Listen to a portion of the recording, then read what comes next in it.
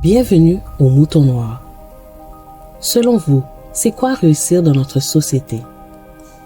La société nous a enseigné que la réussite ultime sur cette terre est le nombre d'argent dans le compte bancaire, le nombre d'années d'études et le rang social.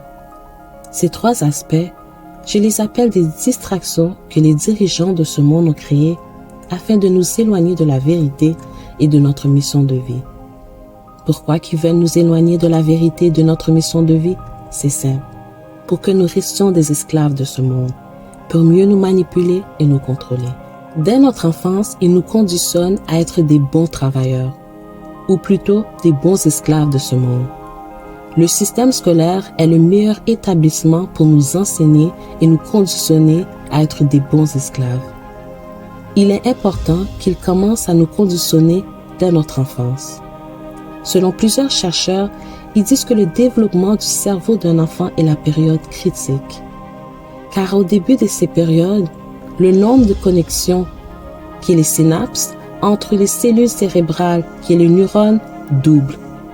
Les enfants de 2 ans ont 2 fois plus de synapses que les adultes. Parce que ces connexions entre les cellules cérébrales sont le lieu d'apprentissage. 2 fois plus de synapses permet au cerveau d'apprendre plus rapidement qu'à tout autre moment de la vie. Par conséquent, les expériences des enfants dans cette phase ont des effets durables sur leur développement. Nous passons de nombreuses années à l'école. Mais qu'est-ce que nous avons appris? Mark Manson nous explique 3 choses que vous avez apprises sans même que vous vous rendiez compte. Premièrement, nous avons appris que le succès vient de l'approbation des autres.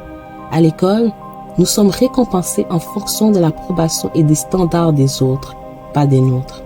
Exemple, les notes scolaires. Une bonne ou une mauvaise note est calculée par la moyenne des autres. Cette société priorise une main-d'œuvre productive, mais pas une main-d'œuvre heureuse.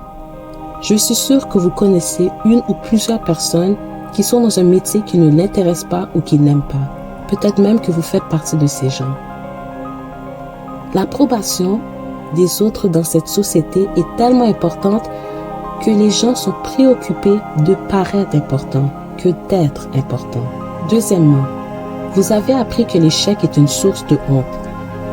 Vous n'avez pas remarqué qu'un nombre disproportionné de personnes qui réussissent sont des gens dyslexiques, qui n'ont pas des bonnes notes scolaires ou même qu'ils ont décroché du secondaire? L'écrivain Gladwell a suggéré une explication simple. Ce sont des personnes talentueuses, pour une raison quelconque, ont été forcées de s'habituer à l'échec très tôt dans leur vie. Ce confort face à l'échec leur a permis de prendre des risques plus calculés et de voir des opportunités là où d'autres ne cherchent pas. L'échec nous aide à prendre des meilleures décisions. L'échec d'un mariage nous apprend à faire un meilleur choix de partenaire. Et lorsque nous commençons une nouvelle entreprise, nous commettons des erreurs et vous apprenez de ces erreurs. Cela amène au succès de votre entreprise. Il n'y a personne qui connaît tout sur cette terre, mais on continue à nous faire croire que l'échec est quelque chose de honteux.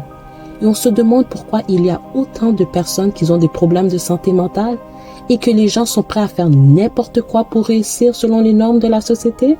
Troisièmement, vous avez appris de dépendre de l'autorité. L'école nous a conditionnés à obéir à l'autorité aveuglément, sans nous poser des questions. Plus que la personne a une autorité supérieure, elle a plus de pouvoir d'imposer l'obéissance. Vous comprenez pourquoi le rang social fait partie de la liste réussite ultime de cette société? Selon Mark Manson, la plupart d'entre nous ont tendance à avoir peur que personne ne nous dise quoi faire. Se faire dire quoi faire peut être confortable. On peut se sentir en sécurité, car finalement, on ne se sent jamais entièrement responsable de son destin. Vous faites que suivre le plan de match, mais malheureusement, cela tue nos pensées créatives. Je ne dis pas que l'autorité est quelque chose de mauvais, car nous avons besoin d'autorité pour bien faire fonctionner une société. Mais il faut être capable de prendre des décisions pour notre bien-être, plutôt laisser la société le prendre pour nous. Tout est une question d'équilibre. Je ne vous dis pas non plus que l'institution scolaire n'est pas importante pour le développement de l'enfant. Au contraire, Il donne aux enfants la possibilité d'acquérir des connaissances dans divers domaines de l'éducation, tels que la littérature, l'histoire, les mathématiques, les sciences. Les connaissances acquises dans les institutions scolaires contribuent grandement au développement physique, matériel, économique de la société. Mais qu'en est-il du développement personnel?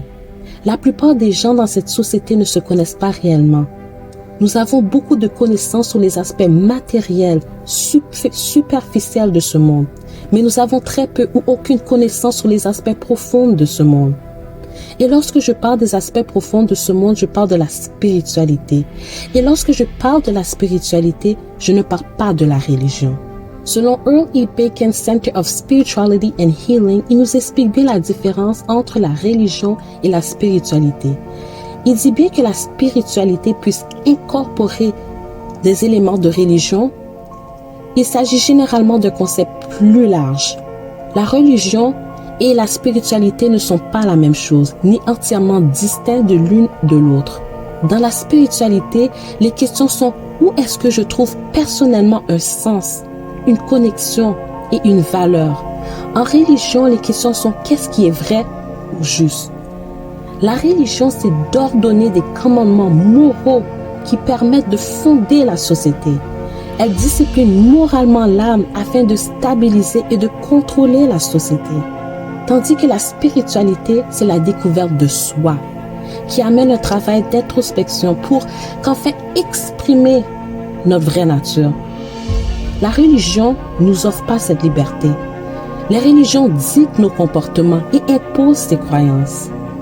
Fabrice Renaud a écrit un article « Pourquoi la spiritualité s'invite dans notre vie ?» Il dit « La spiritualité revendique la liberté de l'esprit, quand ta religion inculte la vérité établie. » Il dit que la spiritualité nous apprend à penser par nous-mêmes pour vivre notre réalité, pour trouver notre vérité.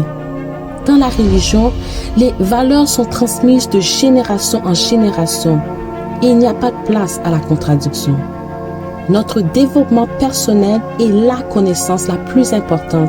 Cela va nous guider vers notre pouvoir, notre vérité, notre mission de vie et notre bonheur. Vous comprenez pourquoi les hauts dirigeants de ce monde veulent nous éloigner de la vérité? Car ils n'auront plus la possibilité de nous contrôler.